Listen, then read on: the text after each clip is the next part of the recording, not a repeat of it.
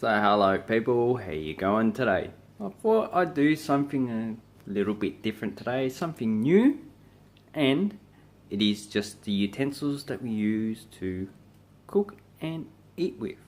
But today, it's just stuff that we eat off and with. So, here I have a few of the utensils and cutlery that we actually use to eat out of. So, this is a bowl. It's quite a beautiful bowl. We have 4 different colors. And this one is made in China. So China can actually make good stuff. So that is a bowl. Put that down. We have a cup. This is my cup. It actually has a dog in a car. And the husband and wife. That is beautiful. I actually quite like this cup. It's my favourite cup. Here we have a plate. This is a small plate. This one I'd use for small things like sandwiches, biscuits, or anything that will actually fit on it. This one is a larger plate. Let's see if we can get it out. Made in the United Kingdom or England, and is based on Chinese designs, so Chinese China. And this is a large dinner plate.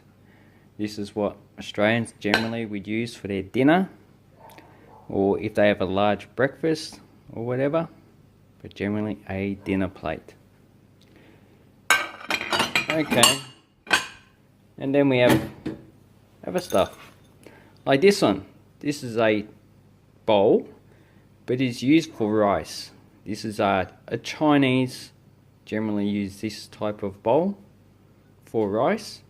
In most Australian households that don't eat rice a lot, you will not find this bowl. Because we eat a lot of rice, as I show you over here. Eat lots of rice in a rice cooker, and I cook vegetables in a pot. So this is a pot, and I have an oven. Beautiful. Whoops. Generally in Chinese culture, in Hong Kong, they don't have an oven, so they don't use that. They just have a stovetop and rice cooker. Here I have tongs to get the chicken out, tongs to lift things up. Here I have a knife. This is a knife I use to cut the vegetables and to cut up the chicken. Here I have a wooden spoon. This one you use for casseroles or soups or mashed potato. So I haven't quite finished over here yet. Here we have a fork. We usually use knife and forks to eat our dinner with. Not always, but in Australian households they usually use knife and forks, and generally European households as well.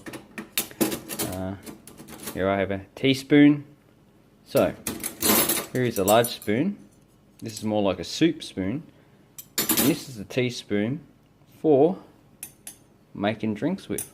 Coffees, teas. Beautiful. Here I have actually I can't remember what it is. That's the great thing with English, is that sometimes you forget. Oh, here I have a Chinese spoon. So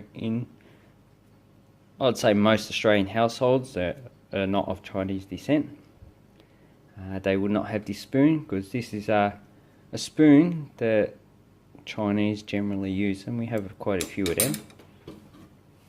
Here I have a frying pan. This one's a small one, but there are also other large ones as well. So in my drawer, as you can see, I have knives here, all different knives. This is a cutting knife for fish and meat. This one actually cuts bread really good. And this one's called a butter knife because you can spread butter on things. And we have various spoons. Small fork for corn. Should go in there. Other forks. And gotta have chopsticks. These are used in Asian cultures from Vietnam, Korea, China, Japan, and well, Australians actually, a lot of Australians are pretty familiar with this. I have grown up with chopsticks. Me and my brother used to use them when we were younger, so I have a lot of them, lots of chopsticks.